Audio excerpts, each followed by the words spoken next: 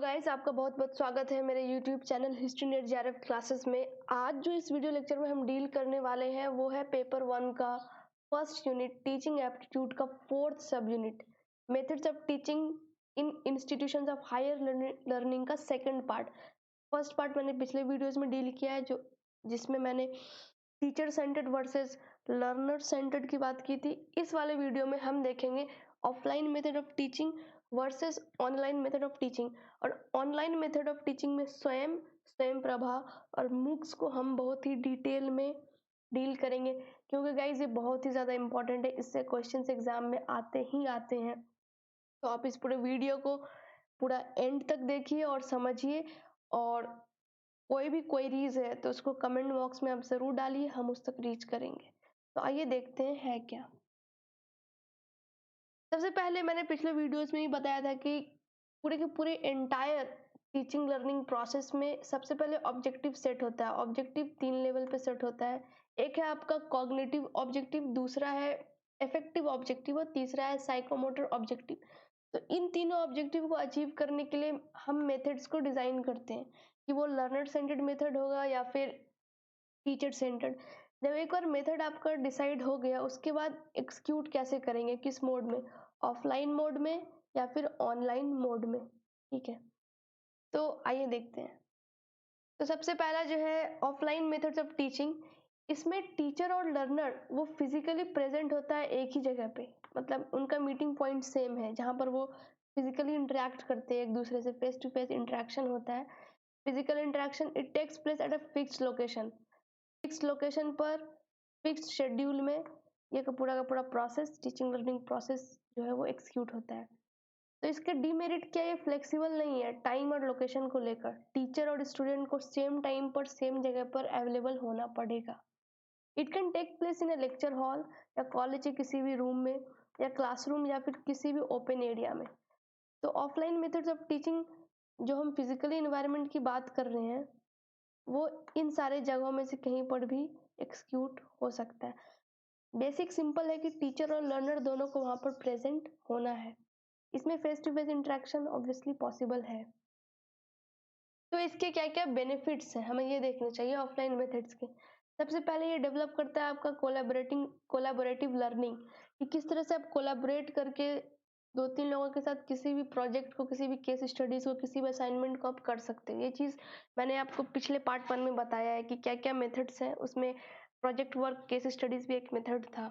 Next है organising skills, कि आप चीज़ों को ऑर्गेनाइज करते हो कि टाइम पे स्कूल जाना है, फिर कब खेलना है, फिर आपके क्या प्रायोरिटीज है, कब जिम जाना है, कब एक्सरसाइज करना है, तो वो सारी चीज़ें इसमें आ जाती है।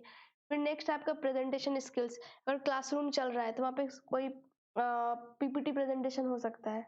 अगर learner centred method of teaching को देखें तो वहाँ पे उसको भी वो इम्प्रूव करते हैं, क्योंकि टीचर का एक फोकस्ड अटेंशन होता है, वो कॉन्स्टेंट सिंक में होते हैं अपने टीचर के साथ। तो कोई भी गलती कर रहे हैं या फिर कुछ भी उनको रेमेडी चाहिए तो टीचर वहाँ पे अवेलेबल है। टीम स्पिरिट, कोई भी प्रोजेक्ट वर्क है, केस स्टडीज है या फिर कोई भी स्पोर्ट है, कोई भी खेल है जिसको हम एक्स्ट्रा करिकुलर एक्टिविटीज के अंदर डालते हैं, तो वो भी डेवलप होता है, क्योंकि यहाँ पे इंटरेक्शन हो रहा है। कॉन्फ्लिक्ट रिजॉल्विंग स्किल्स, ऑब्वियसली होता है कि अक्सर डिसएग्रीमेंट्स हो सकती हैं किसी भी चीज़ को लेकर, तो वहाँ पे कॉन्फ्लिक्ट अराइज कर जाएगा। तो उस कॉन्फ्लिक्ट को रिजॉल्व करने का भी स्किल इंटरेक्शन ऑफलाइन मेथड से बच्चे सीखते हैं। क्रिटिकल थिंकिंग, ऑब्वियसली हर डिमेंशन को देखना, किसी भी चीज़ पे डिस्कस करना, उसको एनालाइज करना, उसको क्रिटिसाइज करना, तो ये पॉसिबल है क्योंकि वहाँ पे फिजिकली 2-3 बंदे बैठे हैं, वो डिस्कशन कर रहे हैं, वो किसी टॉपिक पर डिबेट कर रहे हैं, तो वहाँ पे क्रिटिकल थिंकिंग जो है वो डेवलप होता है। It teaches social interaction. क्यों, जब आप स्कूल जा रहे हो या फिर यूनिवर्सिटी या फिर कॉलेज या कहीं भी, तो आप वहाँ पे इंटरेक्ट करोगे, जहाँ चाहे वो टीचर हो, नॉन टीचिंग स्टाफ हो, आपके दोस्त हो, बैचमेट हो, क्लासमेट हो, सीनियर हो, कोई भी हो सकते, तो वो सोशल इंटरेक्ट, कैसे आपको इंटरेक्ट करना है वो सिखाता है। इट मोल्ड्स कम्युनिकेशन स्किल्स, जब आप इंटरेक्ट करोगे ऑब्वियसली आप कम्युनिकेट करोगे, तो उसको भी वो शार्प करता है day by day. As well as listening skill, obvious है कि अगर कम्युनिकेशन, अगर कोई भी 2 लोग कम्युनिकेट कर रहे हैं तो एक बोलता है, दूसरा सुनता है, फिर दूसरा बोलता है, पहला सुनता है, तो ये दोनों चीज़ जो है वो सिंक में एक ही टाइम में चलती हैं। तो ये सारी चीज़ें जो कि ऑफलाइन मेथड्स में पॉसिबल है, क्योंकि बेसिक एक ही रीज़न है कि वहाँ पर इंटरेक्शन होता है। इसका डीमेरिट ये है कि ये फ्लेक्सिबल नहीं है ज़्यादा नेचर में, और दूसरी डीमेरिट है कि जब आप ऑफलाइन मेथड्स में कोई क्लास अटेंड कर रहे हो तो आपको लेक्चर अटेंड करना होता है, आपको नोट डाउन करना है, तो डॉक्यूमेंटेशन के स्किल को भी ये सिखाते हैं कि किस तरह से आपको अपनी चीज़ों को संभाल कर रखना चाहिए, कैसे क्या अरेंज करना है, क्या ऑर्गेनाइज करना है। तो ये सारी चीज़ें बेनिफिट्स हैं ऑफलाइन मेथड्स की, जिसमें कुछ खामियां भी है जो मैंने आपको बताए। नेक्स्ट है आपका ऑनलाइन मेथड्स ऑफ टीचिंग। इसमें कोई भी फिजिकल एनवायरनमेंट में कोई प्रेजेंस नहीं, इसमें सीधा लर्निंग जो होता है वो वर्चुअल एनवायरनमेंट में होता है। वर्चुअल एनवायरनमेंट क्या होता है? It's a web based platform, ठीक है, जहाँ पे आप वेब इंटरनेट का इस्तेमाल कर रहे हो। इट डिमांड्स मोर इंडिपेंडेंस, बहुत फ्लेक्सिबल है। अगर स्टूडेंट्स अवेलेबल नहीं है उस गिवन शेड्यूल में, तो वो कभी भी जाके उस मटेरियल को एक्सेस कर सकता है, even when teacher is unavailable. It can be both synchronous as well as asynchronous. Synchronous ये हो गया कि लाइव सेशन चल रहा है, जब वर्चुअली लर्नर और टीचर इंटरेक्ट कर रहे हैं तो वहाँ पे सिंक है, दोनों एक टाइम में प्रेजेंट है उस वेब पोर्टल पे। तो इसमें real time learning, live chats, streaming video platforms, web conferencing, telephone availability, virtual office hours. अभी जो मैं आपको ये वीडियो लेक्चर दे रही हूँ ये असिंक्रोनस है, राइट। लेकिन अगर मैंने कोई लाइव वीडियो चलाया किसी दिन तो वो सिंक्रोनस है, क्योंकि मैं कांस्टेंट सिंक में हूँ। आप कुछ कमेंट कर रहे हो, क्वेरीज आप डाल रहे हो कमेंट बॉक्स में, तो मैं उसको रिप्लाई करूंगी, तो वहाँ पे कांस्टेंट इंटरेक्शन है, तो वो होता है सिंक्रोनस। नेक्स्ट है असिंक्रोनस। इसमें इसका फायदा ये होता है कि बच्चे को उस गिवन शेड्यूल या सेशन में अटेंड नहीं करना है।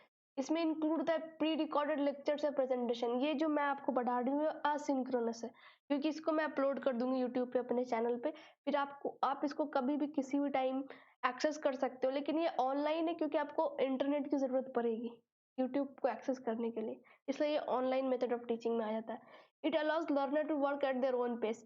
लर्नर अपने हिसाब से टाइम को ऑर्गेनाइज कर सकता है, शेड्यूल कर सकता है, और अपने हिसाब से वीडियो लेक्चर को देख सकता है, उसको पढ़ सकता है और समझ सकता है। Learner communicates with peers using discussion boards, web forum, social media tools. Obviously जब आप ऑनलाइन मेथड है और असिंक्रोनस है, तो उसमें क्या होता है कि आप एक दूसरे से डिस्कस तो करोगे, तो कैसे करोगे? डिस्कशन बोर्ड के थ्रू, वेब फोरम के थ्रू, या फिर सोशल मीडिया के थ्रू। ठीक है, सोशल मीडिया भी बहुत पॉपुलर है, तो आप वहां से भी एक दूसरे के साथ इंटरेक्ट कर सकते हैं।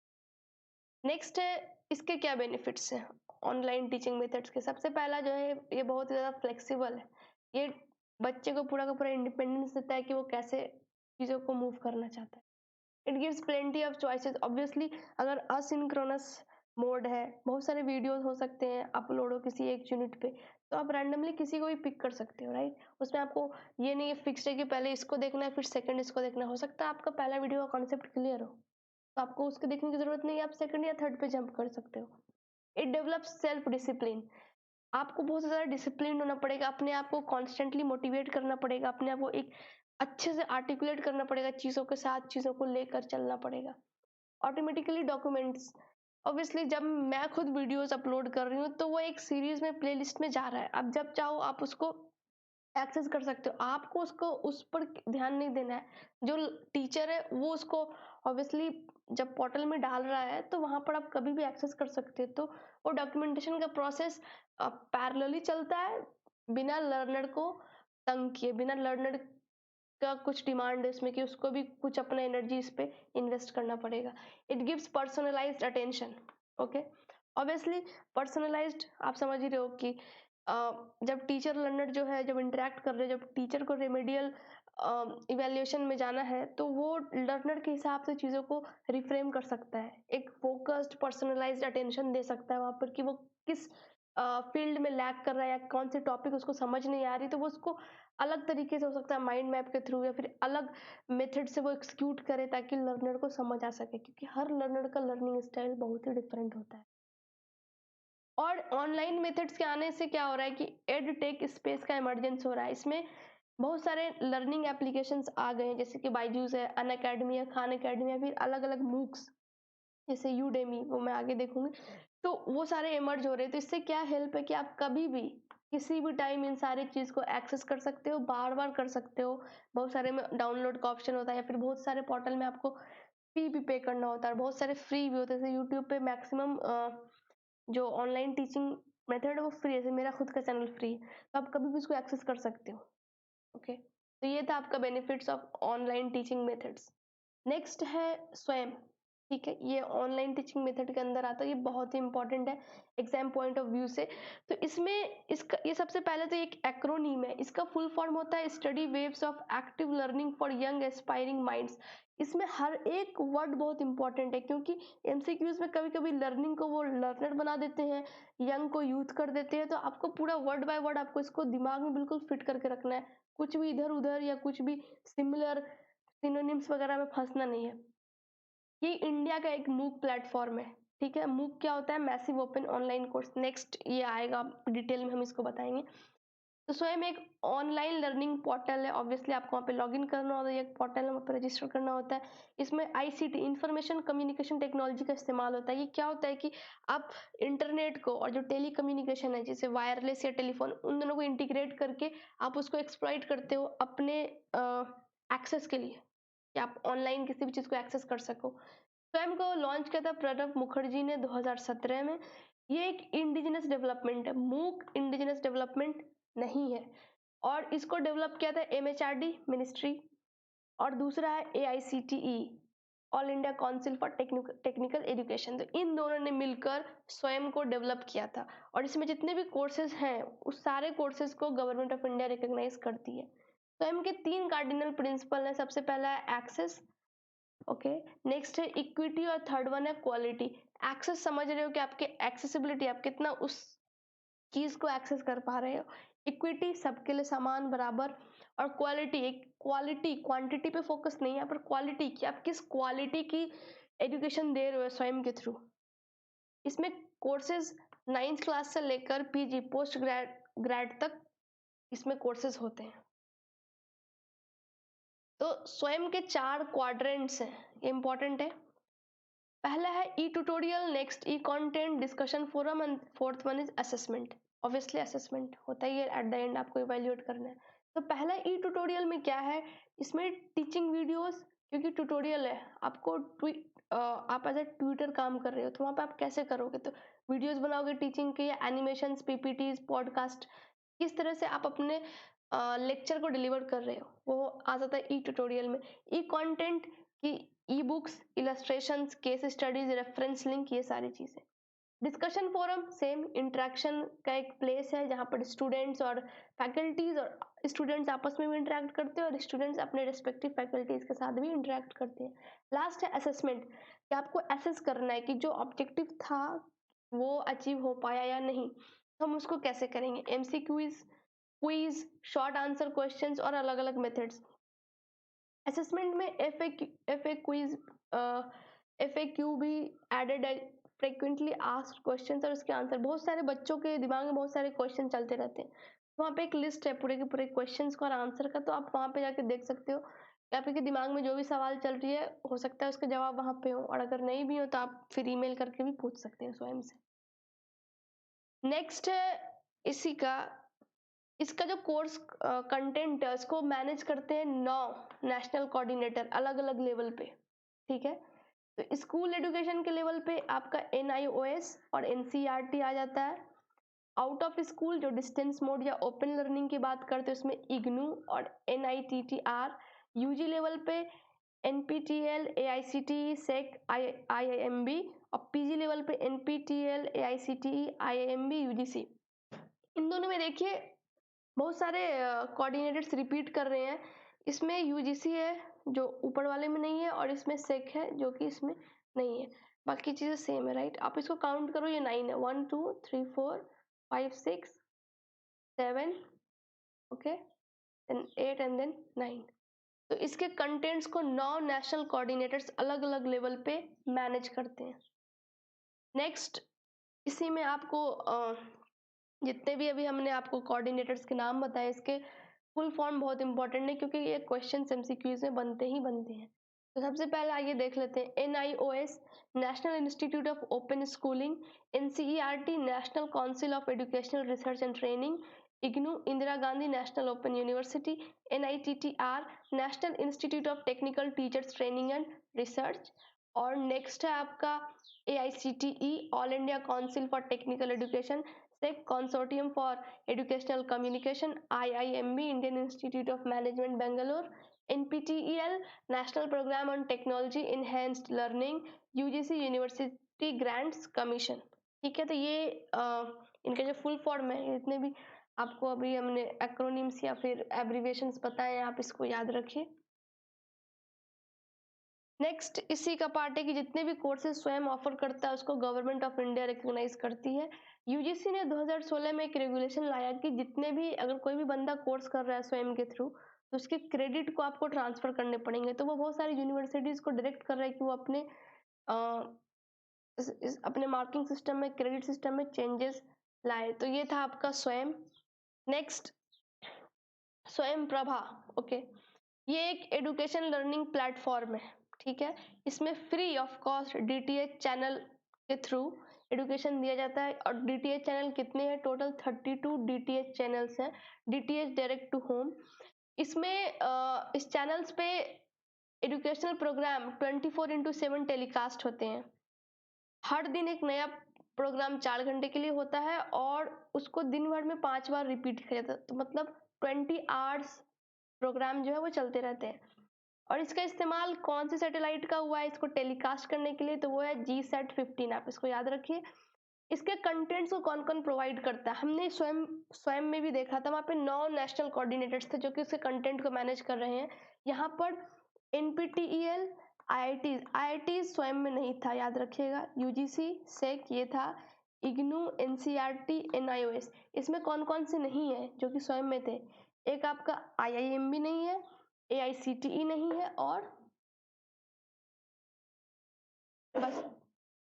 ठीक है, और NIOS, हाँ है NIOS। तो इसमें ये सारे जो है वो कंटेंट प्रोवाइड करते हैं। इसके वेब पोर्टल को मैनेज कौन करता है? इनफ्लिपनेट। इनफ्लिपनेट क्या है? Information library network. ओके, तो इनफ्लिपनेट हम रिसर्च वाले में डिटेल में पढ़ेंगे, तो वहाँ पर मैं आपको अच्छे से बताऊंगी, तो आप इसे याद रखो वहाँ पे, फिर आप इंटीग्रेट कर देना कि जो हमने यहाँ पढ़ा था वो वहाँ पे कैसे है। नेक्स्ट है इसका DTH चैनल्स जो है वो किस किस लेवल पे कवर करते हैं एजुकेशनल प्रोग्राम? हायर एजुकेशन में PG और UG, स्कूल एजुकेशन में 9 to 12, और 11th और 12th बच्चों के लिए कॉम्पिटिटिव एग्जाम्स के लिए भी असिस्ट करती है, क्योंकि जनरली 11th और 12th के बाद बच्चे या तो IITs के लिए प्रिपेयर होते हैं या फिर नीट एग्जाम के लिए, तो फिर उसमें भी वो असिस्ट करता है। ये चैनल जो है, channels are uplink from BSAC, Bhaskaracharya institute for space application and geoinformatics, Gandhinagar. तो इसका जो अपलिंक है वो गांधीनगर में, अब किससे है? BSAC, आप इसको याद रखिए, इसके फुल फॉर्म को, और ये भी Bhaskaracharya institute for space application and geoinformatics. इसका एम क्या है स्वयं प्रभा का? Making quality learning resources accessible to remote area. जो दूर दराज के इलाके हैं वहां पर क्वालिटी, क्वांटिटी के फिर से यहाँ पे बात नहीं हो रही, हमने स्वयं में भी देखा था। तो उसको आपको एक्सेसिबल बनाना है, जहाँ पर इंटरनेट अभी भी बहुत बड़ा चैलेंज है, जहाँ पर इंटरनेट अभी तक पहुंच नहीं पाया है, तो वहाँ पे आप स्वयं प्रभा का इस्तेमाल कर सकते हैं, क्योंकि स्वयं में इंटरनेट की ज़रूरत है। वो एक वेब पोर्टल है, ये भी एक वेब पोर्टल है, लेकिन इसमें है कि आप टेलीविजन के थ्रू कनेक्ट कर रहे हो बच्चों से या फिर मासेस से, लेकिन उसमें है कि इंटरनेट चाहिए, स्मार्टफोन चाहिए या फिर PC चाहिए, तो इस तरह की डिमांड है, उसकी रिक्वायरमेंट्स है। तो इसमें क्या है कि हाँ, हमने आपको ये पहले बताया कि हर दिन एक नया कंटेंट 4 घंटे के लिए टेलीकास्ट होता है और उसको 5 बार रिपीट किया जाता है पूरे के पूरे दिन में। तो इससे क्या होता है कि रिपीटेशन से क्या फ़ायदा है कि स्टूडेंट्स अपने कन्वीनियंस के हिसाब से उस चीज़ को वो शेड्यूल कर सकते हैं कि उसको कब देखना है, किस टाइम पीरियड में उसको वो पर्टिकुलर कोर्स का चैनल देखना है। फिर है मूक। मूक का फुल फॉर्म है, ये भी एक एक्रोनीम है, मैसिव ओपन ऑनलाइन कोर्सेज, आप इसको याद रखिए। इट इंश्योर्स अनलिमिटेड पार्टिसिपेशन, की इसमें कोई रेस्ट्रिक्शन नहीं कि इतने नंबर ऑफ सीट्स है या फिर जितने लोग हैं वो पार्टिसिपेट कर सकते हैं। It ensures open access via the web, इसमें भी इंटरनेट की जरूरत है, क्योंकि स्वयं खुद एक मूक प्लेटफॉर्म है इंडिया का। ये दोनों तरह के कोर्स प्रोवाइड करता है। एक है आपका ट्रेडिशनल कोर्स और दूसरा है इंटरेक्टिव कोर्स। ट्रेडिशनल कोर्स में सिंपली जो है वो फिल्म लेक्चर्स, रीडिंग्स या प्रॉब्लम सेट्स उसको वो अपलोड कर देंगे। इंटरेक्टिव कोर्स जहाँ पर आपको फोरम मिलेगा, डिस्कशन बोर्ड मिलेगा या सोशल मीडिया जहाँ पर आप इंटरेक्ट कर सकते हैं कम्युनिटी ग्रुप के साथ, या चाहे वो स्टूडेंट्स हो, प्रोफेसर्स हो, टीचिंग असिस्टेंट हो या स्टूडेंट्स आपस में हो। तो ये मूक इसमें और आगे क्या है कि इमीडिएट फीडबैक देता है। ओके, क्योंकि जब आप फोरम में जा रहे हो, ये सिंक्रोनस भी है, असिंक्रोनस मोड दोनों से चलता है। तो जब आप कुछ भी क्वेरीज डाल रहे हो तो आपको फीडबैक मिलेगी। और आपका जो कोर्स ऑफ एक्शन है, अगर आप कोई भी कोर्स ले रहे हो किसी भी पर्टिकुलर सब्जेक्ट पे या किसी भी पर्टिकुलर टॉपिक पे, तो वो एट द एंड एक्सेस हो, मतलब उसको वो एसेस करेंगे, तो फिर उसका वो फीडबैक भी देंगे कि आपने कितना अच्छा परफॉर्म किया। इसको सबसे पहले इंट्रोड्यूस 2008 में किया गया था, लेकिन ये पॉपुलर 2012 में हुआ था। इतना पॉपुलर हुआ कि न्यूयॉर्क टाइम्स ने इसको द ईयर ऑफ द मूक 2012 को कहा। मूक के प्लेटफॉर्म क्या क्या है? Coursera, Udacity, edX, Lynda, Udemy and so on. आप इसे याद रखिए, ये बहुत इंपॉर्टेंट है। और जो इंडिया के जो मूक प्लेटफॉर्म्स हैं, NPTEL, मूकिट, IITBX और स्वयं, ठीक है, ये तो याद ही रखिए, ये भी याद रखिए। ये सारे क्वेश्चन बहुत ही ज्यादा MCQs पे बनते हैं। तो ये था आपका मूक। तो गाइज, नेक्स्ट वीडियो में जो अपकमिंग वीडियो है वो उसमें मैं support system, teaching support system deal करूंगी। तो आपको ये वीडियो कैसा लगा आप हमें कमेंट बॉक्स में बताइए। आपकी जो भी क्वेरीज है आप वहाँ पे डालिए, और प्लीज मेरे चैनल को लाइक कीजिए, मैक्सिमम टू मैक्सिमम शेयर कीजिए और सब्सक्राइब कीजिए। Thank you.